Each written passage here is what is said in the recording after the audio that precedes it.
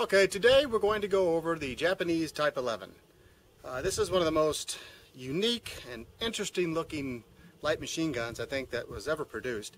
I've always been fascinated with them, and I know I've had quite a few viewers request that I get this video done, so let's get at it. Here you can see the most interesting I guess design aspect of the Japanese Type 11 is the hopper feed. And you've got your hopper on the left hand side. It's basically a Hotchkiss design, and you've got 5 round stripper clips of 6.5 Japanese, and this is the same stripper clips and ammunition used in the 6.5 Japanese Arisaka Type 38 rifle, infantry rifle, and this helped reduce demands in the field of separate carriers of ammunition. Any infantryman could provide ammunition for the light machine gunner who happens to be shooting the Type 11. And you've got a little tongue here, it lifts up, and these basically will drop down into the hopper, and you can load 6 of these, 5 rounds each, for 30 rounds. And when done, spring-loaded hopper top comes down. Now, Ian at Forgotten Weapons has done a wonderful job showing the field strip and basic function of the Japanese Type 11. I have the basically the bottom Hotchkiss function piece here out of the hopper, which I think might help clarify how this gun operates. You can see where each of the rounds will be moved forward. This bottom piece is actuated by the op rod with the corresponding groove. Okay, I'm going to try to show you minus the stripper clip for ease of function here. And one round will get picked up, moved to the right, into position, the bolt would come forward, fire, and as the recoil rod goes back, these teeth move back here, moves forward again, picks up the next one, bolt picks it up, fires, underneath, next round, and so on, until then the stripper clip would then fall out the back here, and the next one would then fall down into place until you empty your hopper. The Japanese Type 11 does have a safety on it. It's located right here, and when it's in the down position, you can feel it. Your finger cannot go all the way through the trigger guard, and it does prevent you from cocking the weapon, since the gun does fire from an open bolt, and it does prevent the trigger from pulling. So to release, you simply pull up and click it up out of the way. This then allows you to cock the gun and fire.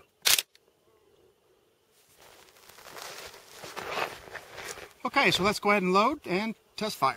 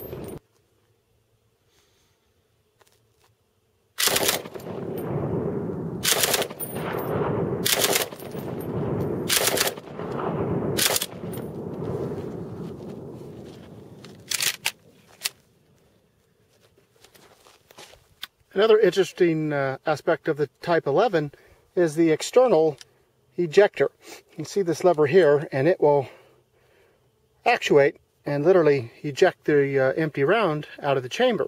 So we'll demonstrate that now.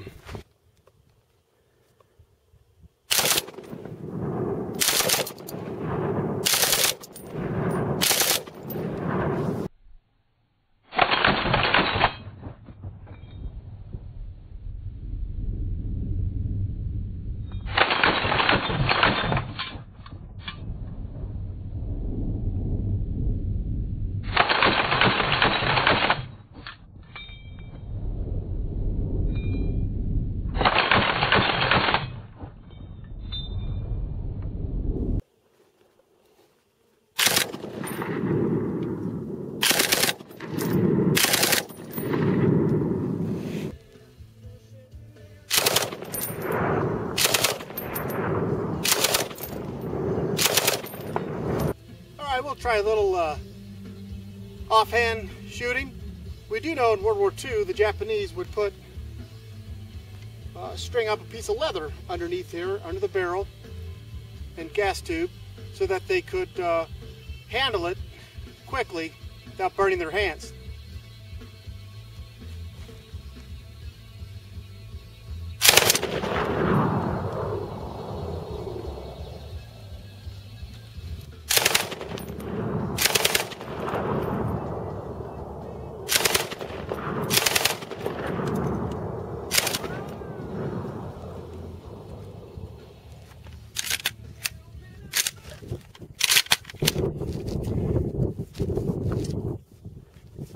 And as you can see, although a very odd stock design, it's actually quite comfortable to shoot from, and the offset sights to the right line up pretty easily with the eye, and it's actually very pleasant to shoot.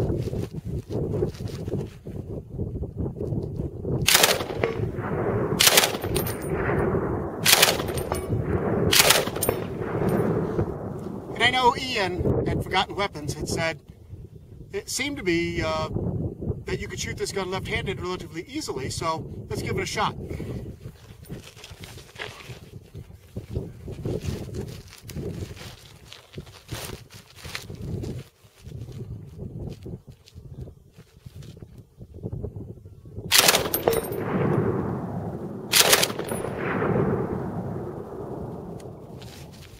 So it's doable, but just not quite as comfortable.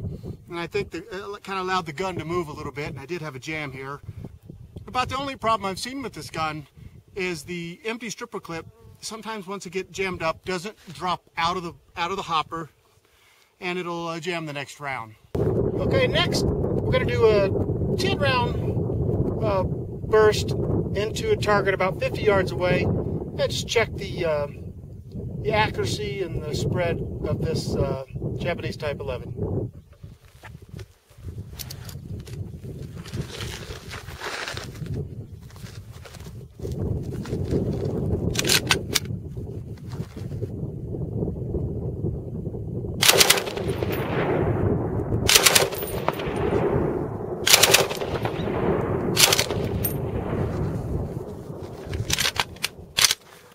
As you can see, it looks pretty good. We've got 1, 2, 3, 4, 5, 6, 7, 8, 9, 10. All pretty much in the kill zone. I was aiming a little bit lower because this is only 50 yards and the sight, rear sight on the Japanese Type 11 is set for, I think, minimum 200-300 meters. You can tell I had about 3 sight-in shots. That's about all it took. So actually quite the accurate weapon. All right, we're going to do a little bit of night shooting with the Japanese Type 11. And I'm going to introduce my friends Leland and Ricky. And Ricky's going to do the honors, and she's going to shoot a burst here at twilight and see what signature the Japanese Type 11 leaves. So stand by.